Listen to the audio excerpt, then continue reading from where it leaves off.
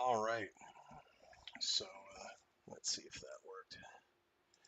All right, excitement temporarily over, but there will probably be some additional interruptions, and I apologize for those in advance. It is, I would hesitate to say it's nothing, but it's nothing immediately life-threatening. Anyway, where were we? Good question. Ah, yes, we were with Twisp. So, yeah, sorry about all that. Let's get right back to it so I can get as much in as I can before someone's like, why don't you have more information on something? And I'll be like, well, because I got things I'm doing. You can contact the fire chief. That's what you can do. I-de-di-de-di-dum. There wasn't actually a fire, is the bottom line. Don't worry about it. For whatever reason, I'm not going to get into it right now. I'll get into it later when facts become more solid. Where were we? Let's see.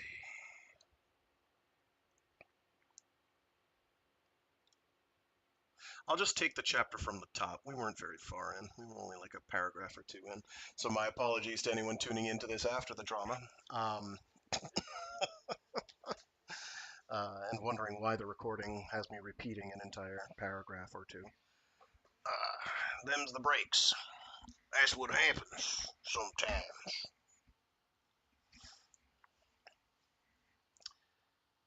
Without the conscious acknowledgement and acceptance of our kinship with those around us, there can be no synthesis of personality. C.G. Jung, Ship Records.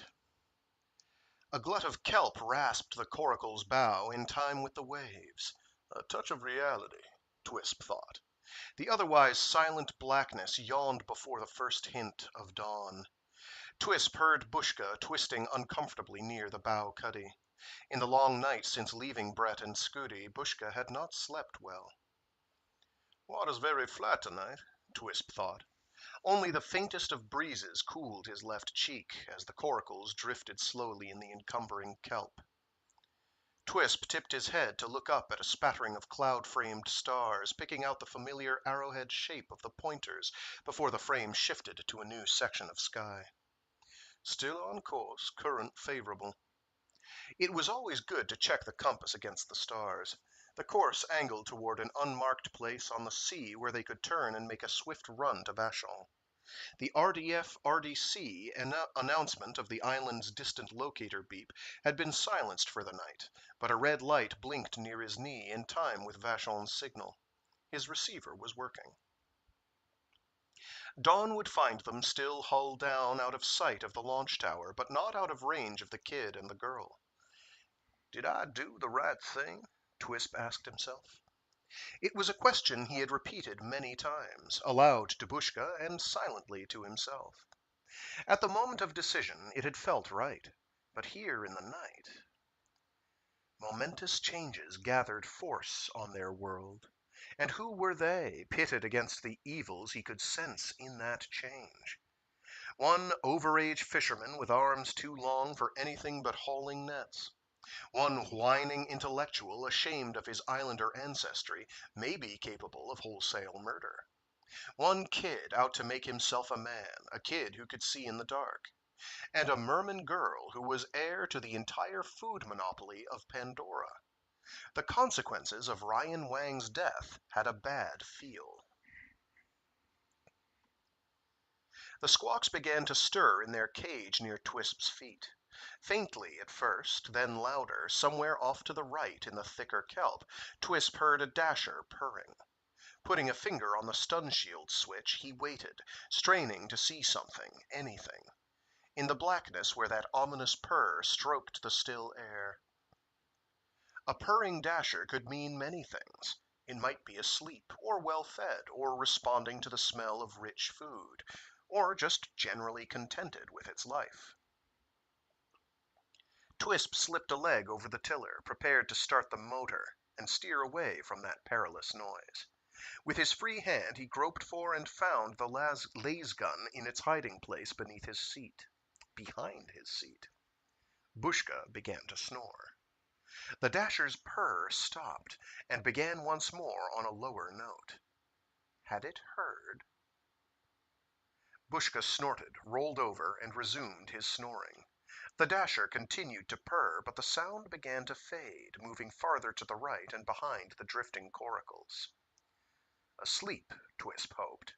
Trust my squawks. The birds had not stirred again. The Dasher's contentment faded away in the distance. Twisp listened for movement there, straining to hear over the sound of Bushka's fatigue. Slowly, Twisp forced himself to relax, realizing that he had been holding his breath. He exhaled, then inhaled a deep breath of the sweet night air. A dry swallow rasped the back of his throat. Although he could not hear the Dasher, tension still rode him. Abruptly, the squawks came full awake and began living up to their name. Twisp flipped on the stun shield switch. There came the unmistakable splash of something stiffening in the water close behind, then the frenzied whines and chuckles of Dashers feeding. Filthy cannibals, he thought. What's that? Bushka demanded. The coracle shifted as Bushka sat up. Dashes, Twisp said. He aimed the laze gun toward the feeding sounds and fired 6 quick bursts. The buzzing vibration of the weapon was hard against his sweaty hand. The thin purple beams lanced into the night. At the second shot, the Dashers erupted in a frantic cacophony of yelps and screeches. The sounds receded rapidly. Dashers had learned to turn tail at the buzzing, purple shaft of a laze gun. Twisp turned off the stun shield and reached for his hand light as another sound far off to his left caught his attention.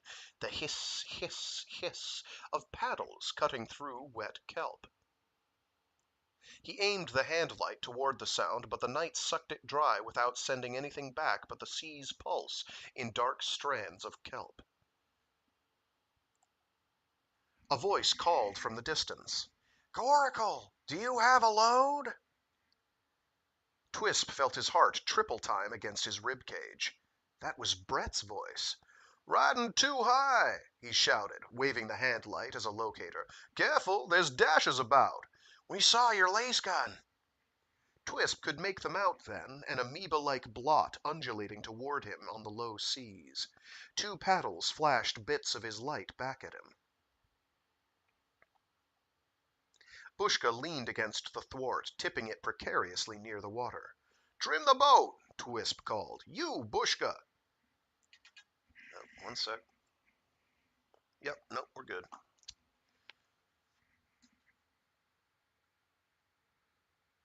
Bushka jerked back, but kept his attention on the approaching shape. The paddles struck the water with splashes that burst like blossoms against the black hull of an inflatable raft.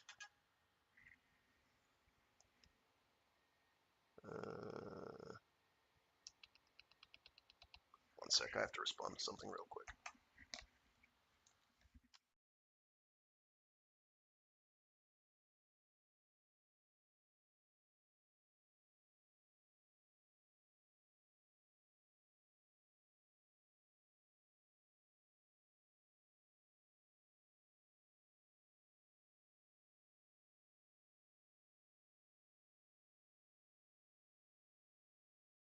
Sorry about that. Where were we? Like I said, there might be interruptions. I'm acting as a relay. Trim the boat, you, Bushka. Here we go. Bushka jerked back, but kept his attention on the approaching shape. The paddles struck the water with splashes that burst like blossoms against the black hull of an inflatable raft. "It's them," Bushka said. "They've blown it just like I warned you." "Shut up," Twisp growled. "At least they're alive." He took a deep breath of thanksgiving. The kid had become family, and the family was whole again. "Mother, I'm home," the kid called, as though reading his thoughts. So Brett was sufficiently light-hearted that he could joke. Things could not be too bad, then. Twisp listened for Dashers.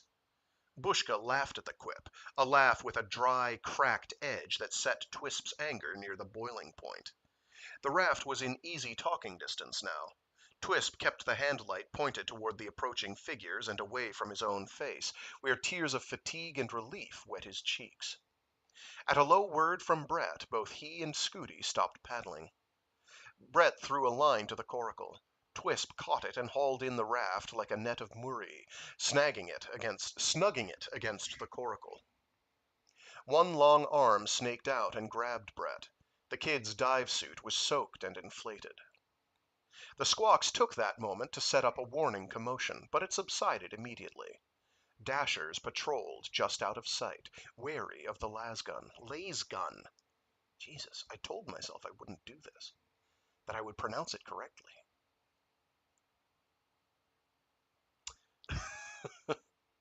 Dashers patrolled just out of sight, wary of the lasgun. A sizable hunt of them, Twisp thought. Hunger drove them in, and fear kept them away. Scudi said, "Should we come aboard?" "Yes," Twisp said, and heaved Brett aboard, then helped Scudi gently over the gunwale and onto the seat slat in front of him. He secured the line to keep the raft tight against the boat, then stowed the handlight under his seat. Twisp put a hand on Brett's arm, keeping it there, unwilling to break off the reassuring touch. "They wouldn't listen to you, would they?" Bushka demanded. "You had to run for it again. What happened to your foil?" "Do we run for Vachon?" Twisp asked. Brett held both hands up to slow them down. "I think we'd better discuss it," he said. He recounted the story of Gallo and Nakano as briefly as he could. It was a bare-bones account, which Twisp heard with a growing admiration for Brett. A good head there, he thought. When Brett had finished, Bushka said, "Let's get away from here. Those are devils, not men. They probably followed you, and when they come—" "Oh, shut up," Twisp snapped. "If you don't, I'll shut you up." He turned to Brett and asked, in a calmer voice, "What do you think? They have 2 foils now and could hunt us down with—" "They're not going to try to hunt for us, not yet," Brett said. "They have other fish to fry." "You're a fool," Bushka blurted. Hear him out, Scudi said. Her voice was as flat and solid as plasteel. "They said they were waiting to capture a doctor," Brett continued. "Probably true, from the way they acted. It looked like they tried something and failed. They were shook up and trying to hide it from us. A lot of bragging." "That's Gallo," Bushka muttered. "So what were they doing besides waiting to get a doctor?" Twisp asked. "They were near the launch base," Brett said. "With Gallo, I suspect nothing is coincidence. My guess is they want those hype tanks." "Of course they do," Bushka said. "I told you that." "He wants them real bad," Brett said. He nodded to himself. The Hybe tanks circling up there in space were the single most speculative subject on Pandora. Guessing the manifests of the Hybe tanks ranked right up there with the weather as a conversational staple. "Well, what about this threat that he'll prevent the Mermen from reclaiming more open land?" Twisp asked. "Could he do that with 1 sub and a couple of foils?" "I think Vachon's in danger," Brett said. "Guimis was much smaller, but still, sinking islands is just too simple a diversion for someone like Gallo to resist. About the time those tanks come down, he'll try to sink Vachon. I'm sure of it." "Did he say anything specific?" Twisp asked. "Could he have found a real Hybe tank manifest?" Brett shook his head. "I don't know. Something that big. He'd have to brag about it. Bushka, he ever say anything to you about what's up there?" "Gallo has dreams of grandeur," Bushka said. "Anything that'll feed those dreams is real to him. He never claimed to know what was in the tanks. He just knew the political value of having them." "Brett's right about Gallo," Scudi said. Twisp could make out the dark flash of her eyes in the growing light. "Gallo's like a lot of Mermen. They believe the Hybe tanks will save the world, destroy the world, make you rich or curse you forever." "Same with islanders," Brett said. "Speculation, but no facts," Twisp said. Scudi looked from Brett to Twisp and back to Brett. How like Twisp Brett sounded. laconic, practical, all based on rock-like integrity. She studied Brett more carefully then, seeing the stringy strength in his young body. She sensed the power of the adult he would become. Brett was already a man, young but solid inside. It came over her like a quick dive narcosis that she wanted him for a lifetime. I can emphasize that better. It came over her like a quick dive narcosis that she wanted him for a lifetime. Twisp turned to the controls, started up the motor, and set course for Vachon. The coracle surged across the kelp into open water. Scudi glanced around the brightening day. She scratched under the neck seal of her dive suit and, with an impatient gesture, shucked out of the suit and spread it across the thwarts to dry. She did this after one smiling glance at Brett, who smiled back. Twisp glanced once at her, noting the vestigial webs between her toes, but otherwise an ideal, Mermen normal body. He hadn't seen that many up close. He forced himself to look away, but noticed that Bushka, too, could not help staring at Scudi. She worked close beside Bushka, turning the dive suit and fluffing it as the wind blew it dry. Twisp watched Bushka's eyes flick up from the water, over Twisp at the stern, up and down Scudi's body, back to the water. Twisp had long believed that mermen didn't have the same drives as islanders, and he related it to the free display of their perfect bodies. Scudi's display bore that out in his mind. Mermen lived so much of their lives either without clothes or in skin-clinging dive suits that they would have to develop different feelings about the body than the bulky clothed islanders. Not much difference between nudity and a dive suit, Twisp thought. He thought he could see that Bushka was bothered by Scudi's proximity and her nudity. Brett was doing what any normal islander might, giving Scudi the privacy of not looking at her.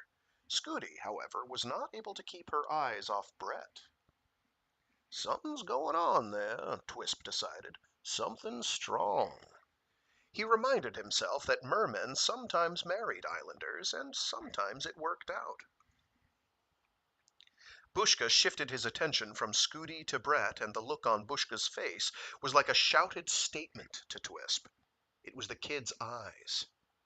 Not as normal as I am. That was the look on Bushka's face. Twisp remembered seeing a long-armed islander once holding hands with a long-armed woman, the first time he'd seen two of them in one place. It had taken Twisp a long time to dig out his personal rejection of that scene, and with his digging had come a valuable insight. Like me. That's how we define human. He had traced that thought down its dark trail and come up with his own reason for judging that couple. Jealousy. He had only chosen women who were different from himself. Chances of passing along a specific trait to children got too high when the similar mutants paired. Sometimes it was a genetic time bomb that didn't show for 1 or 2 generations. Most of us aren't willing to pass along anything except hope. Something similar was going on in Bushka. He doesn't like Brett, Twisp thought. He doesn't know it yet. When he figures it out, he won't know why. He won't want to admit it's jealousy, and it wouldn't do much good to tell him. It was obvious to anyone who looked at her when she studied Brett that Scudi had eyes only for the kid. Brett had found the larder and quick-heated some fish stew. Without looking at Scudi, he said, "Scudi, something to eat?" Scudi, her dive suit aired out sufficiently, slipped it back over her lithe young body. She finished closing the seals. "Yes, please, Brett," she said. "I'm very hungry." Brett passed her a filled bowl and looked a question at Twisp, who shook his head. Bushka accepted a bowl from Brett after a slight hesitation that spoke loudly to Twisp. Doesn't want to owe the kid anything. Brett had been brought up on islander courtesy over food, and so had Bushka. The early training dominated. Brett completed the usual ritual before filling his own bowl. A dasher couldn't have gobbled it faster. Presently, Brett held his bowl over the side, cleaned it, and put it away. He looked up at Twisp. "Thanks," he said. "For what?" Twisp asked, surprised. The food belonged to all of them. For teaching me how to pay attention and how to think. Did I do that? Twisp asked. I thought people were born knowing how to think. Bushka heard this exchange with an ill-concealed sneer. He sat brooding. The news about Gallo and his crew. Green Dashers in striking range. The proximity of the Gallo-Nakano-Zent trio filled Bushka with terror. They were sure to come looking for the fugitives. Why wouldn't they? Ryan Wang's daughter was here, for ship's sake. What a hostage! He thought then about Zent, those glossy, unfeeling eyes with their deep-down delight at pain. Bushka wondered how these two young people had outsmarted the likes of them, although Gallo was prone to underestimate his opposition. Bushka looked straight at Scudi. Ship! What a body! Whoever owned her owned the world, and he knew that was no exaggeration.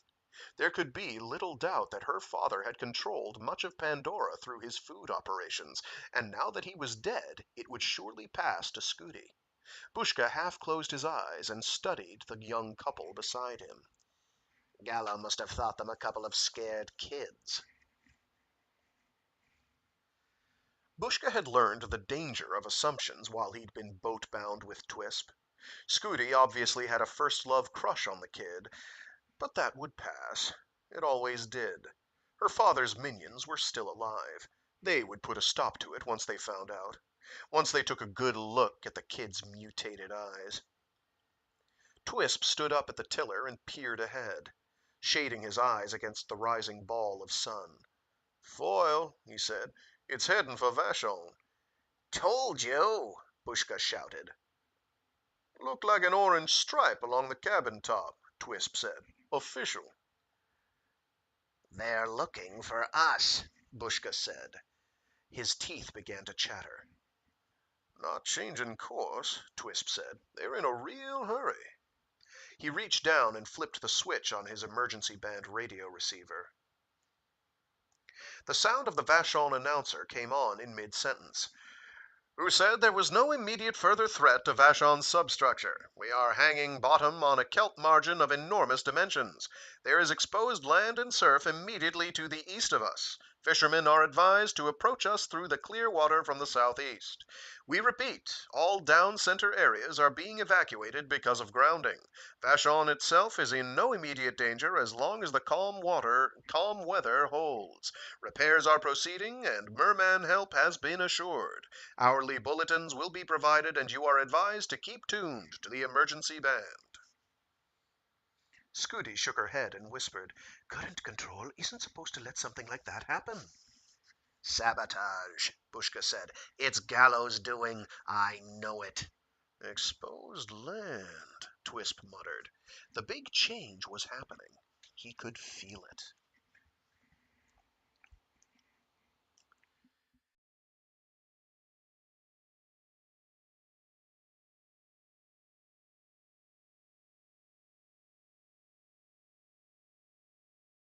Down the course of history, people have been the principal cause of human deaths. It is possible to alter that course here on Pandora. Cato Peniel, The Histories. Ward Keel's head throbbed in time to his heartbeat. He opened his eyes a crack, but shut them quickly against the painful stab of white light. A demanding interior whine filled his ears, blotting out the world around him. He tried to lift his head, but failed. His neck support had been removed. He tried to remember if he had removed it. Nothing came to him.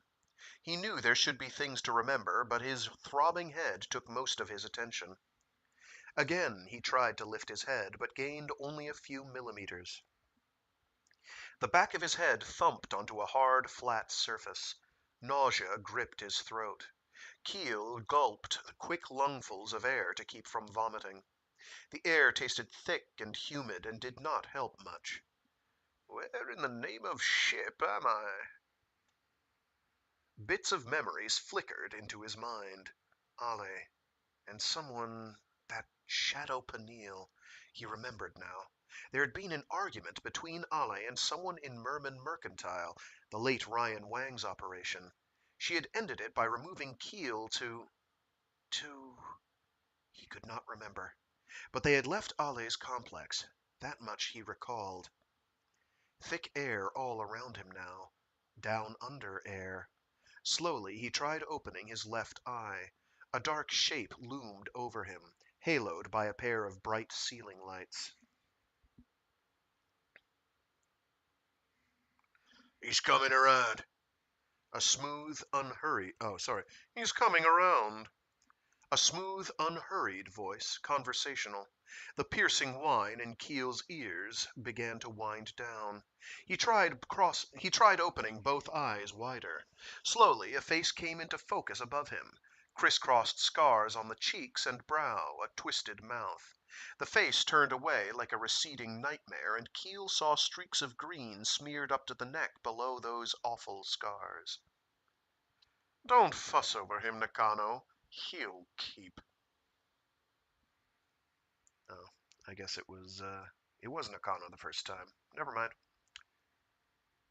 Don't fuss over him, Nakano. He'll keep.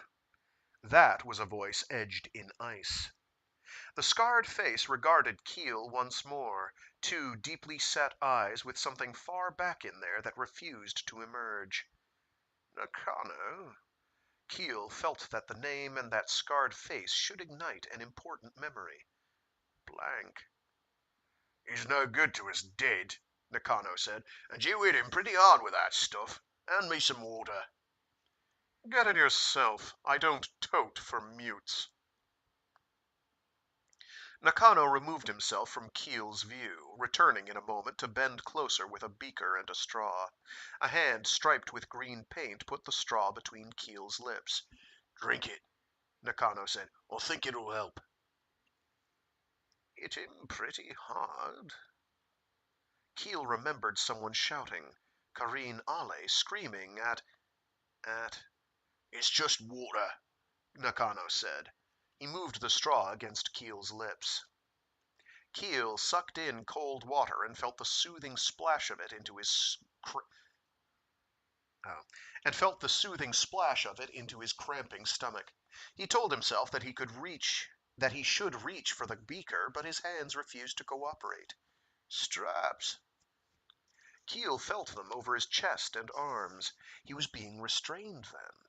Why? He took another deep drink of the water and pushed the straw from his mouth with his tongue.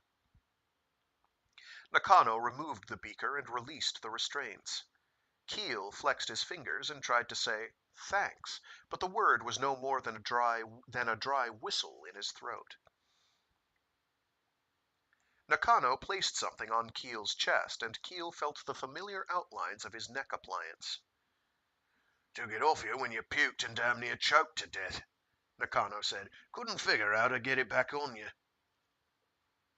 Keel felt weak, but his fingers knew this familiar thing. He fumbled over the slips and catches, putting the support into place around his neck. Two raw spots pained him where the braces met his shoulders. Someone had tried to pull it off without unfastening it. Lucky they didn't break my neck. With the support in place, Keel's thick shoulder muscles carried the burden of lifting his head upright. The brace slipped into its usual position and he winced at the pain. He saw that he was in a small rectangular room with gray metal walls. Do you have a cell tape? He asked.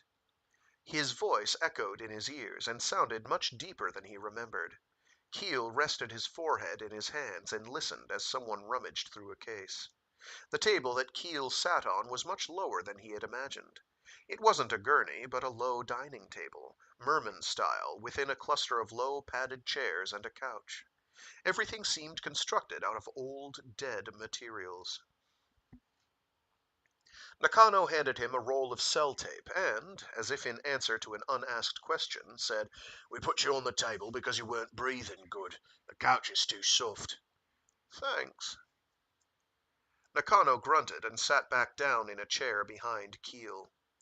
Keel noticed that the room was filled with books and tapes. Some of the bookshelves were packed too deep with well-worn texts of many sizes. Keel turned his head and saw behind Nakano an elaborate comm console with 3 view screens and racks of tapes. The room felt as though it moved, back and forth, up and down. It was an unsettling sensation, even for one accustomed to riding the waves on an island. Keel heard a distant hissing. Nakano stood at his side then, and another man, his dive suit smeared with green paint, sat nearby, his back to them. The other man appeared to be eating. Keel thought about eating. His stomach said, "Forget it." "My medication," he thought. "Where is my case?" He felt his breast pocket. The little case was gone. It came over him then that this rectangular space around him actually was moving, rising and falling on a long sea. "We're still on the foil," he thought. The thick air was a Mermen preference. These 2 mermen had merely done something to humidify the air. Still on the foil. He remembered more now. Kareen Ale had taken him aboard a foil to go to the launch base. Then he remembered the other foil. Memories came rushing at him. It had been after nightfall. He could see daylight now through louvered vents high in the walls of this room. The double yellow-orange of both suns low in the sky. Morning or evening? His body could not inform him.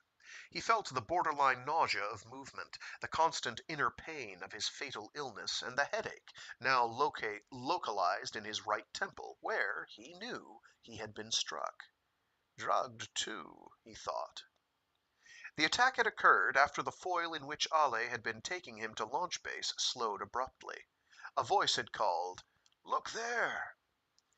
Another foil had bobbed dead in the water with only its anchor lights glowing through the darkness.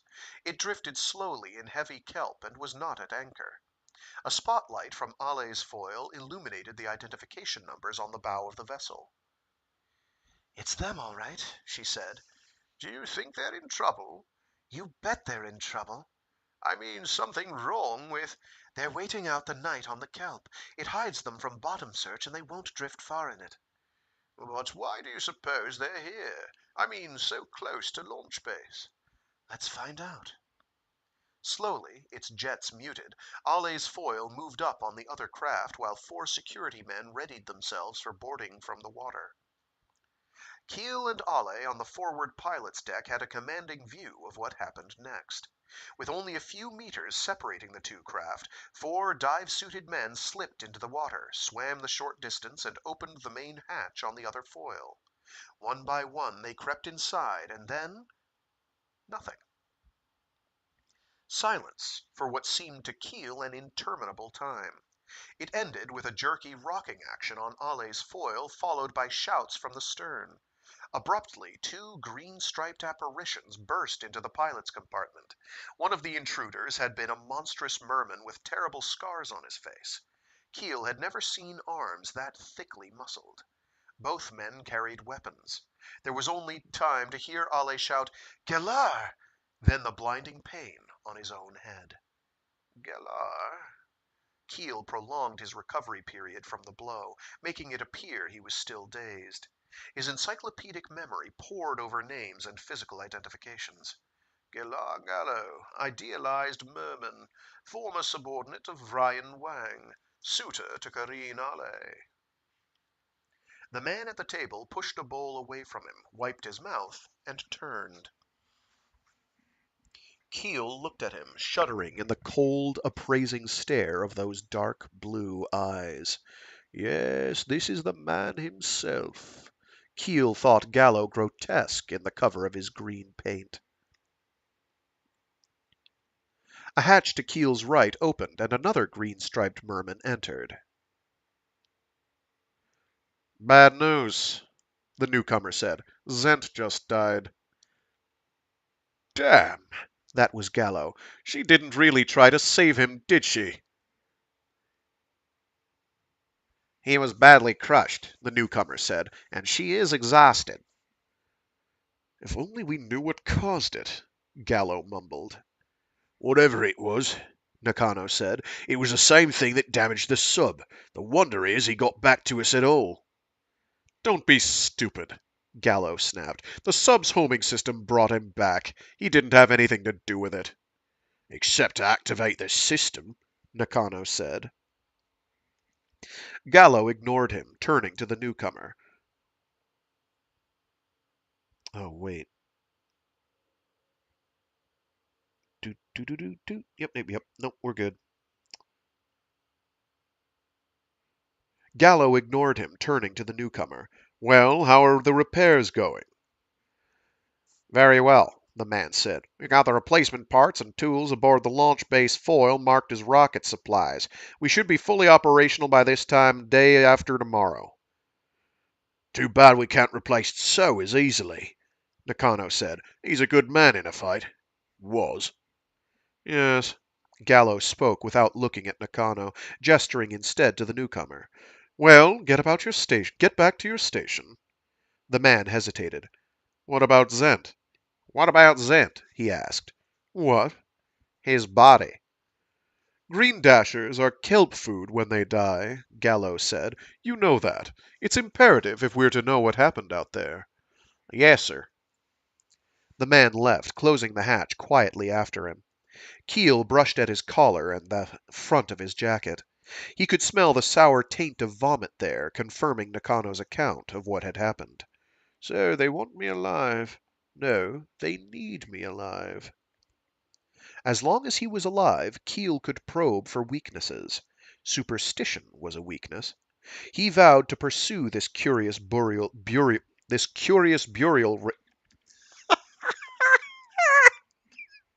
curious burial huh.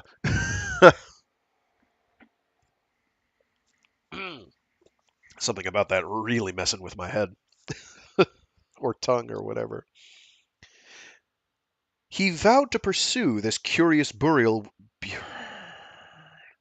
It's still giving me trouble. As long as he was alive, Keel could probe for weaknesses. Superstition was a weakness. He vowed to pursue this curious burial. For some reason, it just sounds wrong. He vowed to pursue this curious burial ritual that Gallo employed. Its very mention had brought a hush over the cabin. They were fanatics.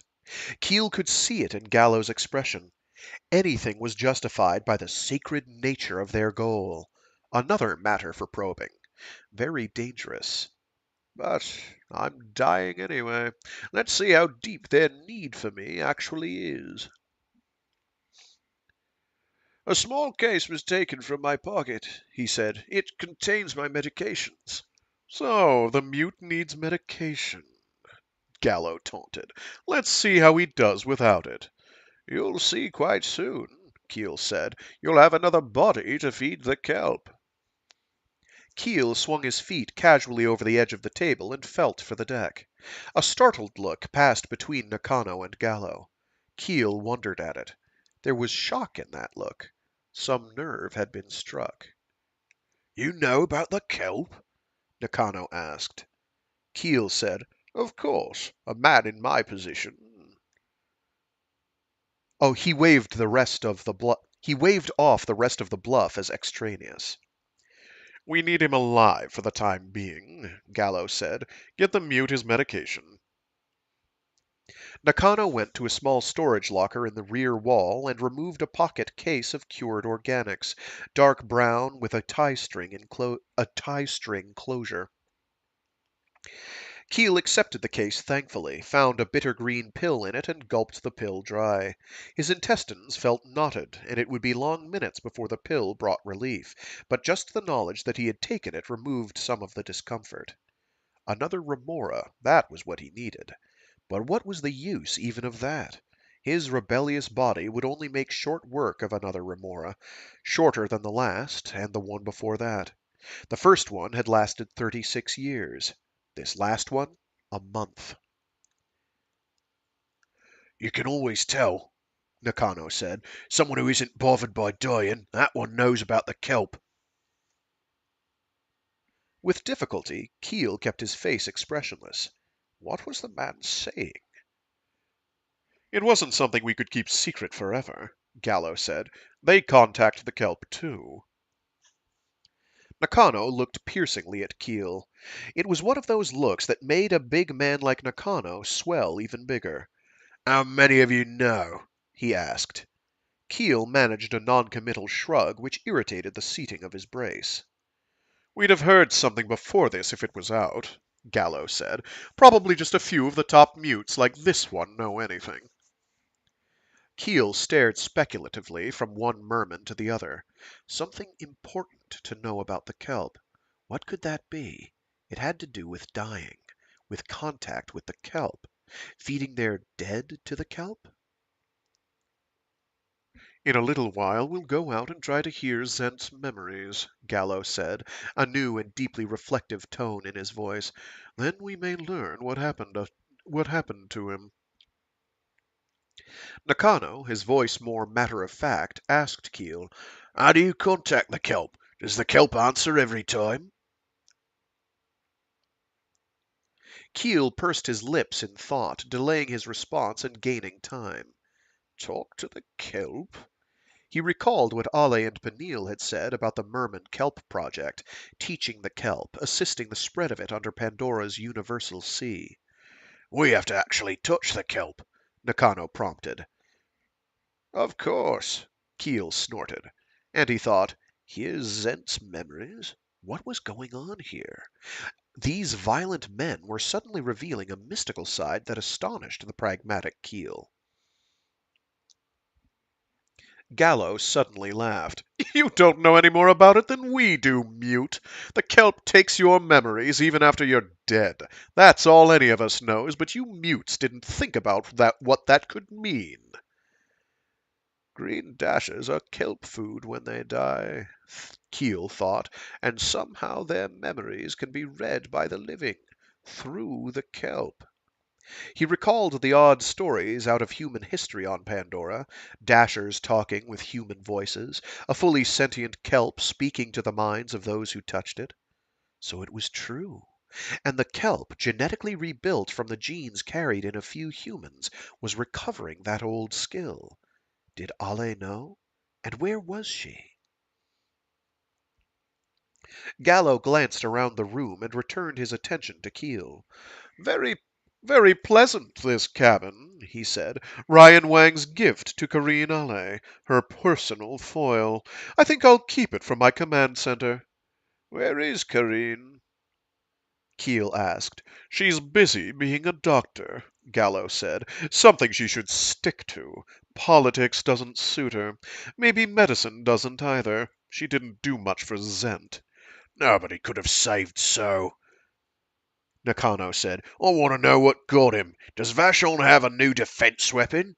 Nakano glared at Keel. What about it, Mr. Justice? What are you talking about? Defense against what? Gallo stepped closer. So, and two of our new recruits were given the simple task of sinking Vashon, Gallo said. So returned dying and in a damaged sub. The two recruits were not with him. Keel was a moment finding his voice, then, You're monsters. You would scuttle thousands and thousands of lives. What happened to our sub? Gallo demanded. The whole forward section. It looked as though it had been crushed by a fist. Vashon? Keel whispered. Oh, it's still there, Gallo said. Do I have to tell Nakano he must be more persuasive? Answer the question. Keel drew in a deep, trembling breath and exhaled slowly. Here was why they kept him alive. Whatever had happened to the sub, he had no answer, but there was something he could do. Forward section crushed. So it worked, Keel said. Both men glared at him. What worked? Gallo barked. Our cable trap, Keel bluffed. Oh, I thought so, Nakano said. Tell us about this device, Gallo ordered. I'm no technic or engineer, Keel protested. He put a hand up. I don't know how it's made. But you can tell us what you do know, Gallo said, or I will direct Nakano to cause you a great deal of pain. Keel looked at Nakano's massive arms, those bulging muscles, the bull neck. None of that frightened him, and he knew that Nakano knew it. The reference to death earlier, it was a bond between them. All I know is it's organic and it works by compression, Keel said. Organic? Our sub has cutters and burners. Gallo clearly did not believe him.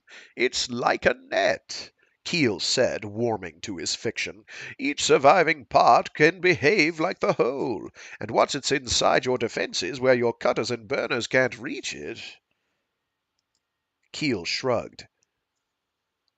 Why would you make such a thing? Gallo asked. Our security people determined that we were hopelessly vulnerable to attack from below. Something had to be done. And we were right. Look what happened to Guimis. What almost happened to Vachon. Yes, look what happened to Guimis, Gallo said, smiling. Monsters, Keel thought. So must have done some damage, Nakano said. That's why Vachon's grounded. Keel tried to speak past a pain in his throat. Grounded? His voice was a croak. On the bottom and abandoning its down center, Gallo said, showing obvious relish in his words. He reached out and tapped Nakano's arm. Keep our guest company. I will go out and prepare to commune with So's kelp spirit, see if the mute here can tell us any way to improve our contact with the kelp. Keel took a deep breath. His improvisation about a Vachon defense weapon had been accepted. It would make these monsters more cautious. It would give Vachons a breathing space, if the island survived grounding. He took heart from the fact that Vachon had survived groundings in the distant past. There would be damage, though, and economic losses. Ballast pumps would be working frantically to lift and compress the bottom sections of the island. Heavy equipment would be detached in its own floaters. Mermen would be called in for assistance. Mermen! Would friends of these vermin be among those summoned for help? It could take days for Vachon to lift its enormous bulk and refloat. If no storm or wave wall came. I have to escape, Keel thought. My people have to know what I've learned. They need me. Gallo had moved to the hatch, looking back thoughtfully at Nakano and the captive. He opened the hatch and stood there a moment. Then, Nakano, he has not given us every detail of their weapon. He has not told us how he communes with the kelp. There are things of value in his head. If he does not reveal them willingly, we will have to feed him to the kelp and hope to recover the information that way. Nakano nodded, not looking at Gallo. Gallo let himself out and sealed the hatch behind him. I can't protect you from him if he gets angry, Mr. Justice, Nakano said. His voice was casual, even friendly. You had better sit down and tell me what you know. Would you like some more water? Sorry we don't have any boo. That would make things easier, more civilized. Keel moved painfully to the table where Gallo had sat and dropped into the chair. It was still warm. What a strange pair, he thought.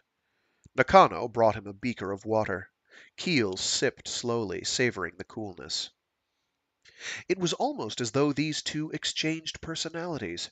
Keel realized then that Nakano and Gallo were playing the old security game with him.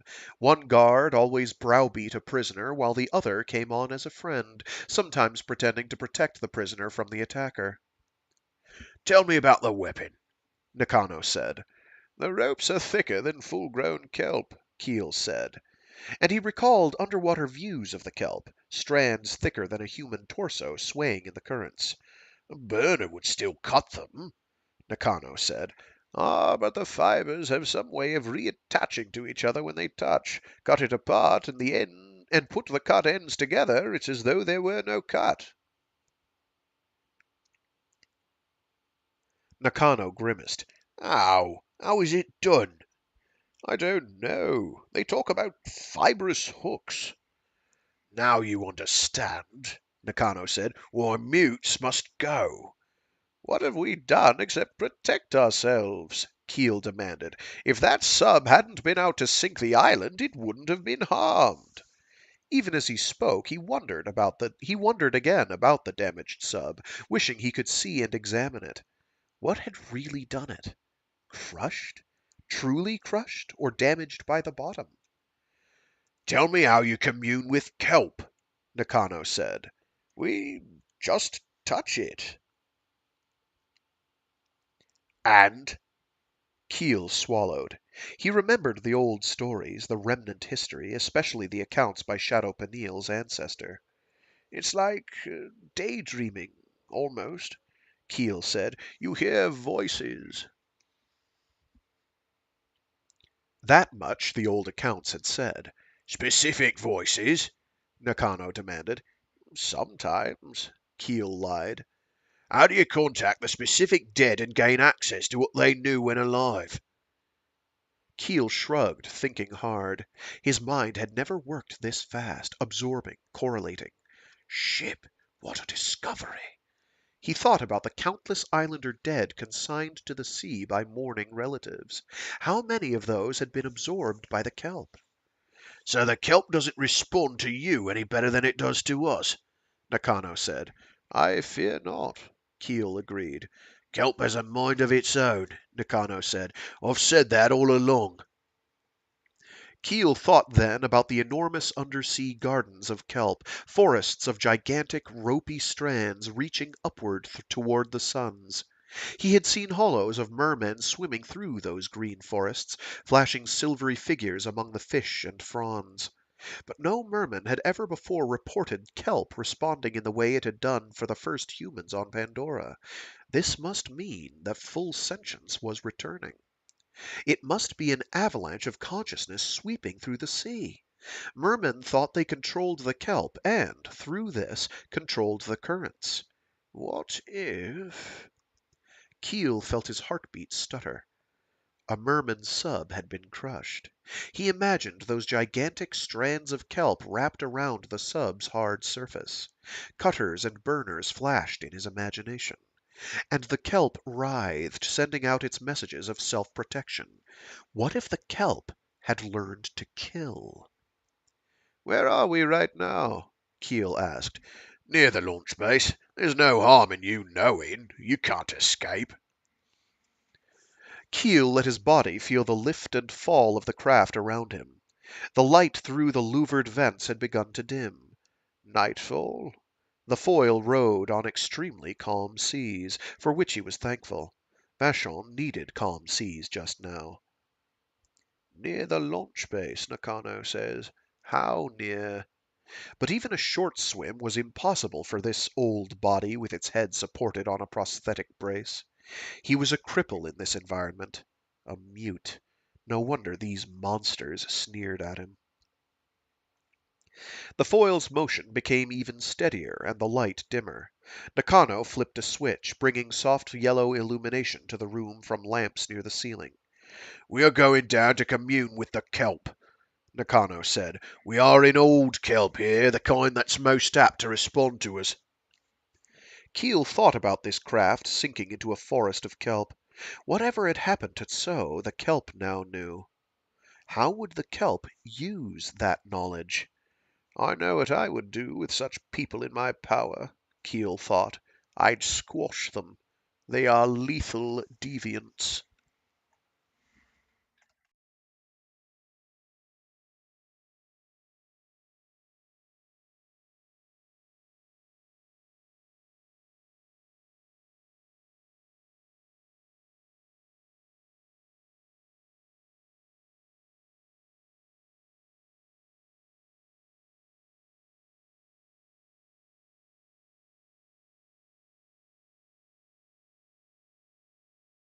If the doors of perception were cleansed, everything would appear to man as it is, infinite. For man has closed himself up till he sees all things through narrow chinks of his cavern. William Blake, Ship Records. Twisp considered abandoning the tow coracle with its supplies. A second foil had passed nearby without slowing down, and he was worried. We could pick up a few more knots that way, he thought. It galled him that the foils, already lost below the horizon, would be at Vachon by nightfall. The first one probably was arriving right now. He had to plod along in this damned creeping coracle. He laughed at his own frustration. It relaxed him to laugh, even if it was just his usual short bark. Vashon might be aground, but the island had touched bottom before, and in perilously more dangerous weather. Pandora had subsided into a calmer phase. His fisherman's instincts felt this. It had to do with the looping interrelationship of the two suns, distance from primaries, and, just possibly, the kelp. Perhaps the kelp had finally reached an influential population density. Certainly, kelp fronds were more evident on the surface, and the kelp's nursery effect showed itself in the recent fish population boom.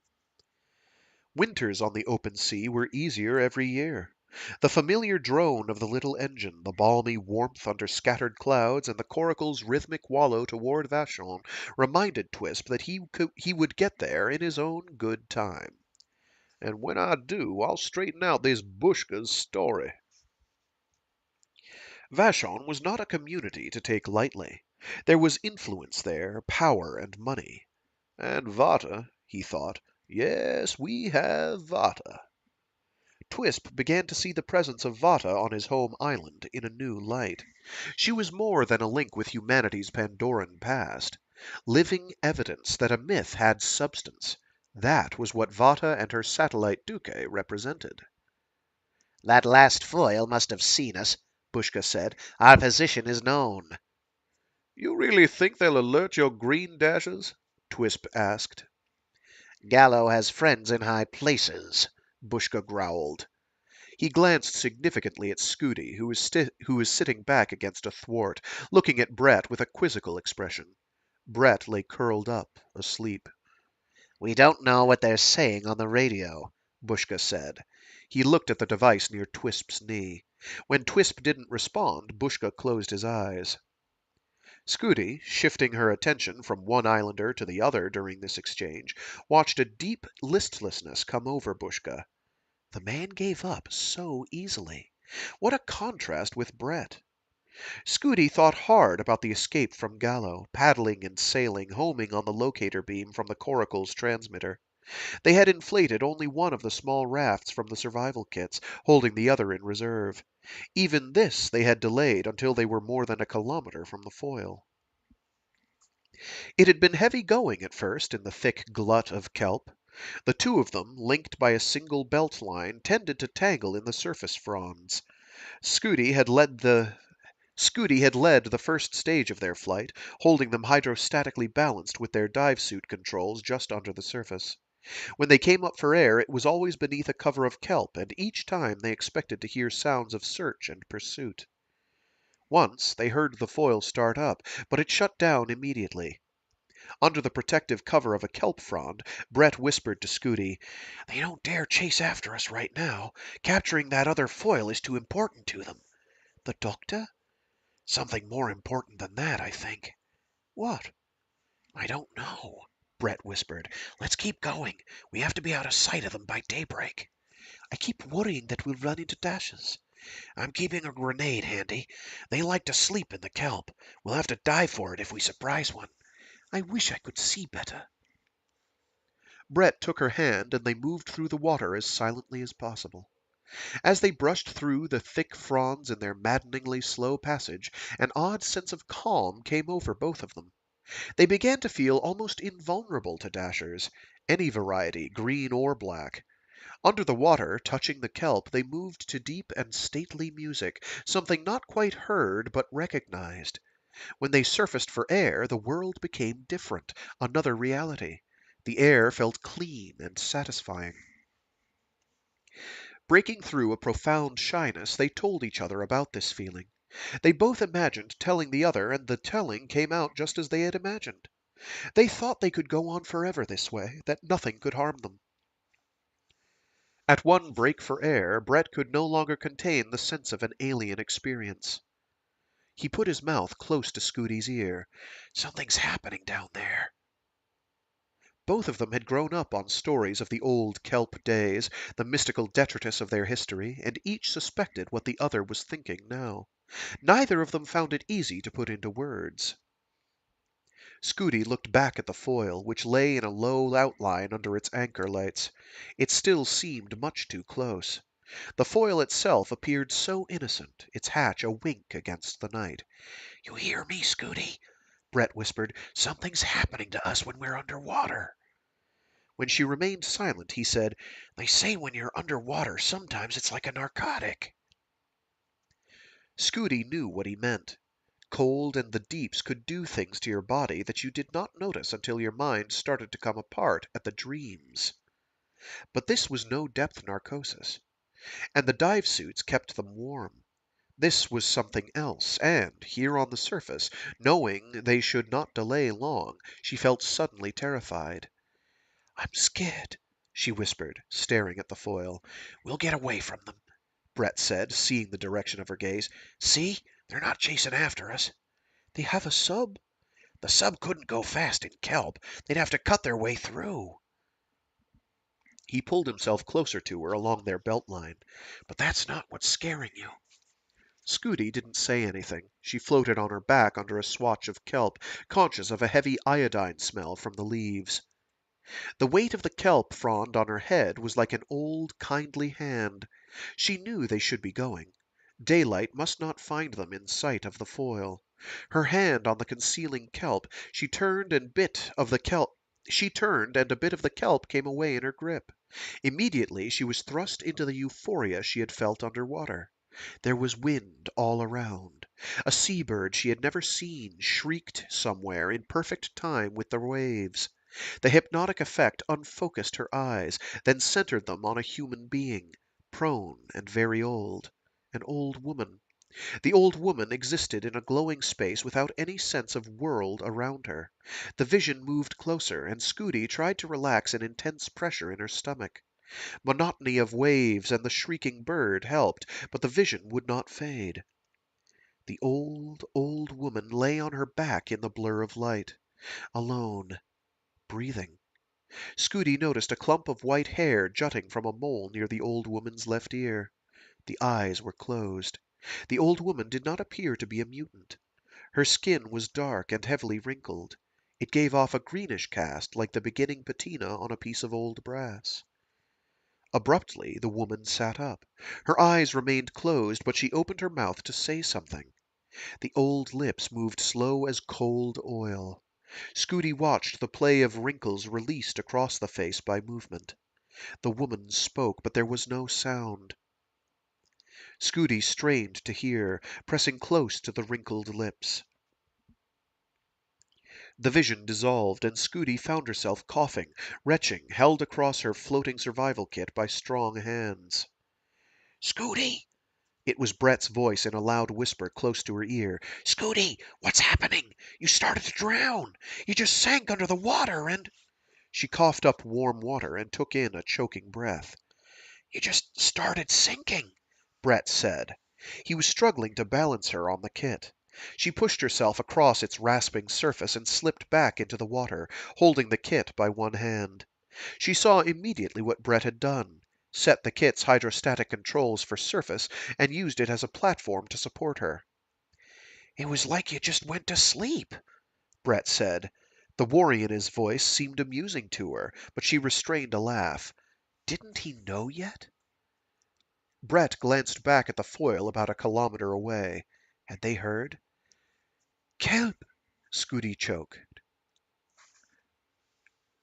kelp. Scudi choked. Her throat hurt when she spoke. What about it? Did you get tangled? The kelp in my mind, she said. And she remembered that old face, the open mouth like a black tunnel into a strange mind. Slowly, hesitantly, she described her experience. We've got to get out of here, Brett said. It can take over your mind. It wasn't trying to hurt me, she said. It was trying to tell me something. What? I don't know. Maybe it didn't have the right words. How do you know it wasn't trying to hurt you? You almost drowned. You panicked, she said. I was afraid you were drowning. It let go of me when you panicked. How do you know? I just know. Without waiting for more argument, she reset her survival kit's controls, pulled it under, and began swimming away from the foil. Brett, attached to Scudi by the belt line, was forced to follow, towing his own kit and sputtering. Much later, on the coracle with Twisp and Bushka, Scudi debated recounting the kelp experience. It was late morning now. Still no sign of Vachon on the horizon. Brett and Bushka had fallen asleep. Before they had reached the coracle, Brett had warned her to say nothing of the kelp experience to Twisp, but she felt that this time Brett could be wrong. Twisp will think we're crazy as shit pumpers, Brett had insisted. Kelp trying to talk to you. It really happened, Scudi told herself. She looked from the sleeping figure of Brett to Twisp at the coracle's tiller. The kelp tried to talk to me, and it did talk. And it did talk. Brett came abruptly awake as Scudi shifted her position. She leaned back now with her elbows over the thwart. He looked up and met her eyes, realizing immediately what she had been thinking. About the kelp. He sat up and looked around at an empty horizon. The wind had picked up and there was a spray in the air, scudding off the wave tops. Twisp swayed with a rhythm that marked both the pitch of the waves and the throb of the engine. The long-armed fisherman stared off across the water ahead of them the way he always did when they were chugging along in the fish runs. Bushka remained asleep near the bow cuddy. Scudi met Brett's gaze. I wonder if they got their doctor, Brett said. Scudi nodded. I wonder why they needed one. Nearly everyone down under is trained as a med tech. It was something pretty bad, Brett said. Had to be. Twisp shifted his position. He did not look at any of them and said, You got doctors to spare down under. Brett knew what the older man meant. Twisp had spoken of it bitterly many times, as had many islanders. Topside technology, predominantly organic, meant that most topside biologists who might otherwise go into medicine were lured by higher status maintenance positions in the cash business of the island's bioengineering labs. It was an ironic twist that had them keeping an island itself fit, while the islanders made do with a handful of medtechs and a family shaman.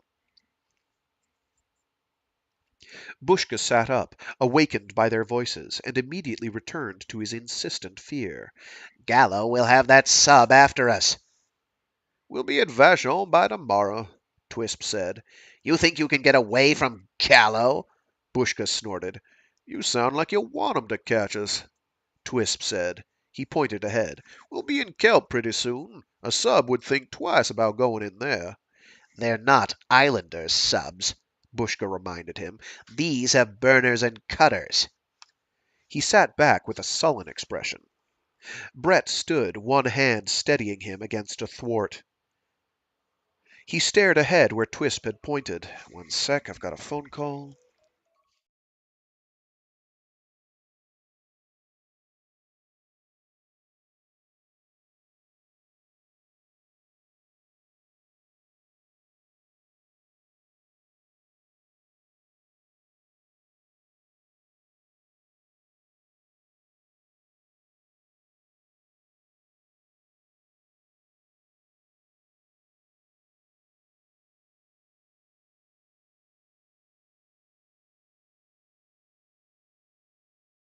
All right.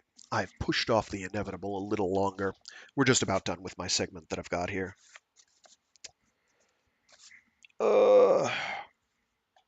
It's a dramatic day. Other things are going wrong. This is an unrelated issue. I am safe, though. Nobody's harmed. Well, somebody's wallet is being harmed, but it's not mine. And it's people who kind of have it coming. So there's a bit of karmic justice involved. Where were we? Yes. Brett stood, one hand steadying him against a thwart. He stared ahead where Twisp had pointed. Still no sign of Vachon, but the water about a kilometer ahead gave off the dark, oily slickness of a heavy kelp bed. He sank back onto his haunches, still steadying himself against the top roll of the boat. Kelp. He and Scudi had inflated one of the rafts while still in the kelp bed and perilously close to the foil. Brett had been surprised how easily a raft glided over the big fronds. The kelp did not drag at the raft the way it did on a coracle's hull. The raft slid across the fronds with only the barest whisper of a hiss. But the stubby paddles, fitted into sleeve pockets of their dive suits, splashed water into the raft, and the paddles tended to pick up torn pieces of kelp. Remembering, Brett thought, "It happened. No one will believe us, but it happened." Even in memory, the experience remained frightening. He had touched a piece torn from the kelp. Immediately he had heard people talking. Voices in many pitches and dialects had blended into the hiss of the raft's passage. He had known at once that this was not a dream or hallucination. He was hearing snatches of real conversation. As he touched the torn bits of kelp in the night, Brett had felt it trying to reach up to him, seeking his hands on the paddles. Scudi, Scudi, Scudi, Brett, Brett, Brett. The names echoed in his mind with a feeling of music, a strange inflection, but the clearest tones he had ever heard, undistorted by air or wind or the music-devouring dampers of an island's organic walls. A wind had come up then, and they had raised the raft's crude sail. Scudding across the kelp's surface, huddled close in the stern, they had held a paddle between them as a rudder. Scudi had watched the little receiver that aimed them toward Twisp's transmitter. Once Scudi had looked up at a bright star low on the horizon. She pointed at it. "See?" Brett looked up to a star that he had known from his first awareness, out onto a Vashon terrace with his parents on a clear, warm night. He had thought of it as the Fat Star. "Little double," Scudi said. "It's very close to our sunrise point." "When it's that low on the horizon, you can see the hive tanks make a pass there." He pointed to the horizon directly opposite the position of the Fat Star. "Twisp taught me that." Scudi chuckled, snuggling close to him for warmth. "My mother said Little Double was far off across the horizon to the north when she was young. It's another binary system, you know. From Little Double we could see both of our suns clearly." "To them, we're probably the Fat Star," he said. Scudi was quiet for a time. Then, "Why won't you talk about the kelp?" "What's to talk about?" Brett heard his own voice, brittle and unnatural. "It called our names," Scudi said. She gently pulled a bit of leaf from the back of her left hand. Brett swallowed hard. His tongue felt dry and thick. "It did," she said. "I have trailed my hand through it many times. I get images, pictures like hollows or dreams. They are symbols, and if I think on them, I learn something." "You mean you still wanted to touch it, even if after it almost drowned you?" "You're wrong about the kelp," Scudi said. "I'm speaking of the times before, when I worked at sea. I have learned from the kelp." "I thought you said you taught the kelp." "But the kelp helps me, too. That is why I have such good luck when I mathematic the waves. But now the kelp is learning words." "What does it say to you?" "My name and your name." She dipped a hand over the side and dragged it across a huge vine. "It says you love me, Brett." "That's crazy." "That you love me?" "No, that it knows. You know what I mean." "Then it's true." "Scudi." He swallowed. "It's obvious, huh?" She nodded. "Don't worry. I love you too." She felt a hot flush of exuberance plunge out of his cheek. He felt a hot flush of exuberance plunge out of his cheeks. "And the kelp knows that too," she said. Later, as Brett squatted in the coracle watching the distance to another kelp bed grow shorter and shorter, he heard Scudi's words over and over in his memory. "The kelp knows. The kelp knows." The memory was like the gentle rise and fall of the seas beneath the wallowing boat. "It called our names," he thought. Admitting this did not help. "It could be calling us to be its dinner." He turned his thoughts to something else Scudi had said in the raft. I like it that our bodies find comfort with each other. A very practical woman. No giving in to the demands of sex, because that could complicate their lives. She did not hesitate to admit that she wanted him, though, and anticipation counted for something. Brett sensed the strength in her as he looked across the coracle to where she rested with both elbows hooked over a thwart. We're in the kelp, she said. She dropped her left hand over the side. Brett wished they could explain what she was doing, but he felt sure the others would think the explanation proof of insanity. Would you look at that? Twisp said. He nodded towards something ahead of them. Brett stood up and looked. A wide lane had opened through the kelp, the fronds spreading wide, then completely aside, still spreading farther ahead. He felt the water boil under them, and the two coracles surged forward. It's a current going our way, Twisp said, astonishment in his voice. Mermen current control, Bushka said. See, they know where we are. They're delivering us someplace. That's right, Twisp said. Directly toward Vashon. Scudi straightened and brought her dripping hand out of the water. She bent forward and moved across the coracle, tipping it. Trim ship, Twisp snapped. She hesitated. The kelp, she said. It's helping us. This isn't current control at all. How do you know? Twisp asked. The kelp talks to me. Now she's done it, Brett thought. Bushka let out a loud snort of laughter. Twisp, however, stared at her silently for a moment. Then, Tell me more. I have shared images with the kelp for a long time, she said. At least 3 years since I first noticed. Now it speaks words in my head. To Brett, too. The kelp called his name. Twisp looked at Brett, who cleared his throat and said, Well, that's how it seemed. Sorry, that's not Brett's voice. Well, that's how it seemed. Our ancestors claimed the... Okay, who's trying to send me love notes? Yeah. I already told this person I'm dealing with it in 15 minutes. They'll get over it. Hi-di-di-di.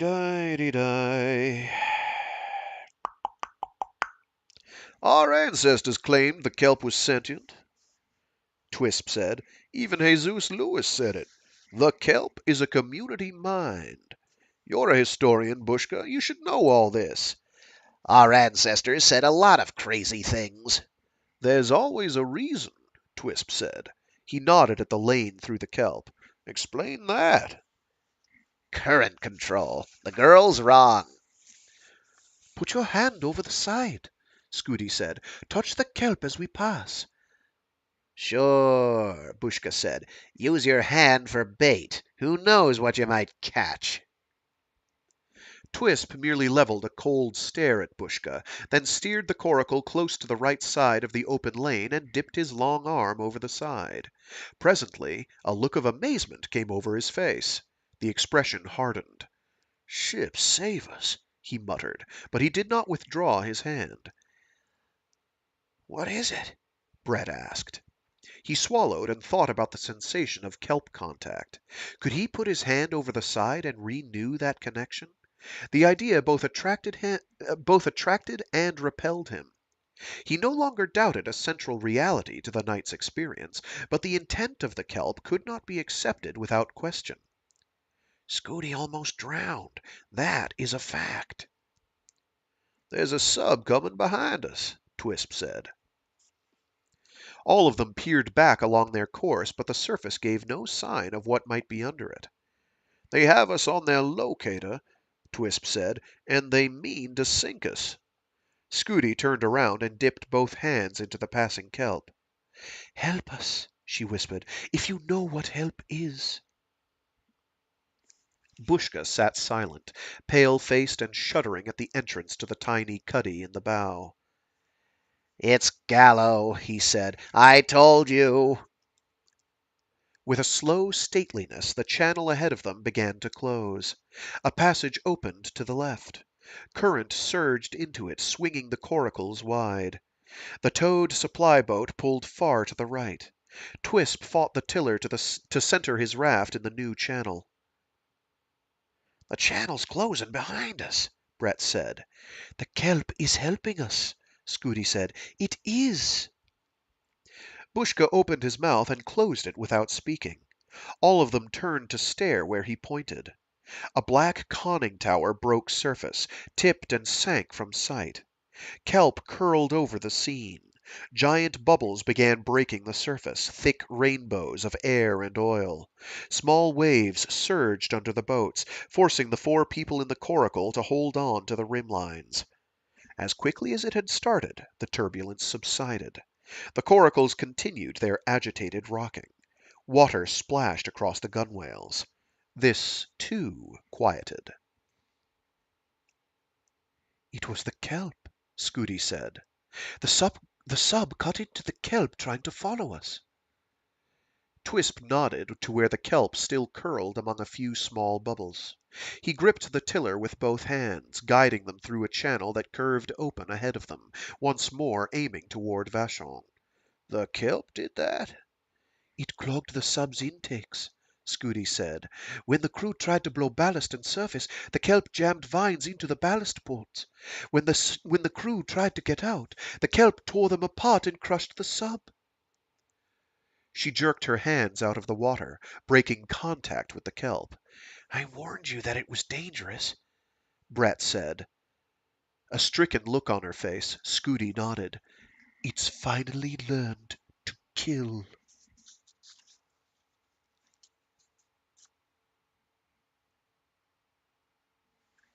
And that is where we'll leave it on that dramatic note. Because I have things I need to do, because when one thing breaks, everything breaks. Yay, breaking! Oh, good. I forgot to record the second half of that. I'll have to download it. Whatever. Anyway, that'll do it for this week. I will get the playlists updated this weekend, either this evening or tomorrow. I'll get it taken care of. Because it's got to get done. Sorry about the rough interruptions and shenanigans and my head plugging up because there's a weather change happening, so my sinuses are doing weird fun things and my nose is like, hey, you have a different shape, so air doesn't move the same way. Anyway, yep, that'll do it. Hopefully people are still enjoying the book at least. I do recommend the series. I'm glad somebody asked for it. I forget who. It's been years. Totally worth it though. It's a good series. It's a very good series. I do like some entries a bit more than others, I guess, but each one has something that I really like about all of them. So it's a well done series, and I'm also glad that Bill Ransom was involved because he I think provided a bit of a mediating influence in some ways to Frank Herbert. I love Frank Herbert. I adore his work. But Frank Herbert, particularly later on in his career, had a certain way about him that could sometimes make parsing out a plot kind of difficult. Lots of information and not always a mediating dramatic influence necessarily. Still very good. I speak mostly of like Heretics of Dune and Chapter House Dune are 2 pretty good examples of the paradigm. I mean, sometimes it was difficult to understand what was going on because there was so much happening. But Bill Ransom kind of adds this more lyrical bent, which is also sometimes easier to read. Anyway, I dig the series. I'm glad. Hopefully other people dig it too. I will see you all next week. Stay safe, stay sane, be decent to each other, and until next time. Yep, that's it. Toodaloo!